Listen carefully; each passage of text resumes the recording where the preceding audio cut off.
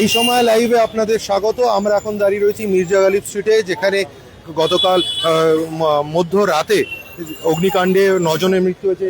এই ঠিক হোটেল 5তলা বিল্ডিংটা ঠিক 3 তলায় আগুন লাগে এবং আগুনের দমবন্ধ হয়ে 9 জনের মৃত্যু হয়। এই হোটেলেই তাদের মারা যায় এবং প্রত্যেককে উদ্ধার করেন দমকল কর্মীরা।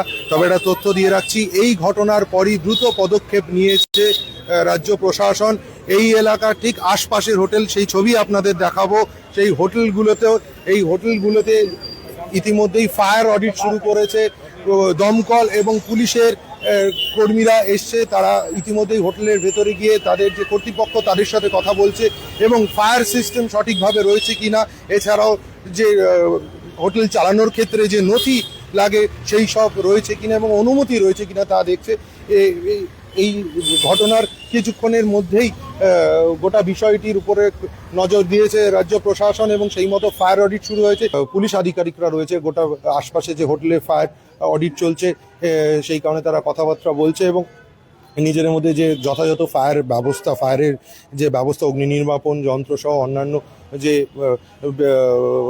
আগুন ঠেকাতে গেলে, আগুনের মতো দুর্ঘটনাকে রুখতে গেলে যে ধরনের প্রযুক্তির প্রয়োজন সেগুলো রয়েছে কিনা, অর্থাৎ অগ্নি নির্বাপন যন্ত্র, এছাড়া ফায়ার এক্সিট গেট সহ বিভিন্ন যে নর্মস রয়েছে তা সঠিকভাবে রয়েছে কিনা তা খতিয়ে দেখছে। এছাড়াও এখানে একটা বড় অভিযোগ সামনে এসেছে যে এই যে হোটেলগুলো আগে রেসিডেন্সিয়াল পারপাস ব্যবহার করা হতো, কিন্তু পরবর্তীকালে সেগুলিকে রেসিডেন্সিয়াল পারপাস ছেড়ে দিয়ে পুরোটাকেই ব্যবসায়িক কারণে হোটেলের ছোট ছোট ঘর করে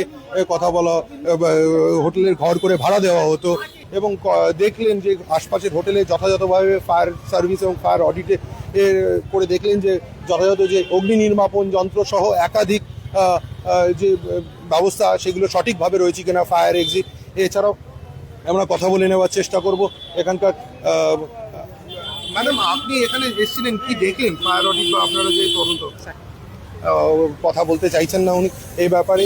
তবে এটা ঠিক যে সরকার দ্রুত পদক্ষেপ নিয়েছে যাতে এই যে মির্জা গালিব স্ট্রিট এবং ফেস্টুন স্ট্রিটের অঞ্চল, সেই অঞ্চলগুলোতে যে হোটেলগুলো রয়েছে, যেই হোটেলগুলোর একাধিক হোটেলগুলো রেসিডেন্সিয়াল পারপাস ব্যবহার করা হতো দীর্ঘদিন ধরে, কিন্তু তারপরে দেখা গেল সেই হোটেলগুলো রাতারাতি ধীরে ধীরে সেগুলিকে বাণিজ্যিক কারণে ব্যবহার করা হচ্ছিল।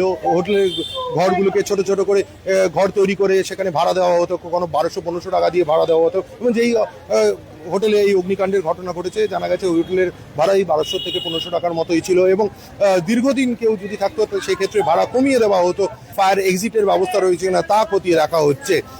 এই সমস্ত খবরের জন্য আপনাদের নজর থাকুক এই সময় লাইভ।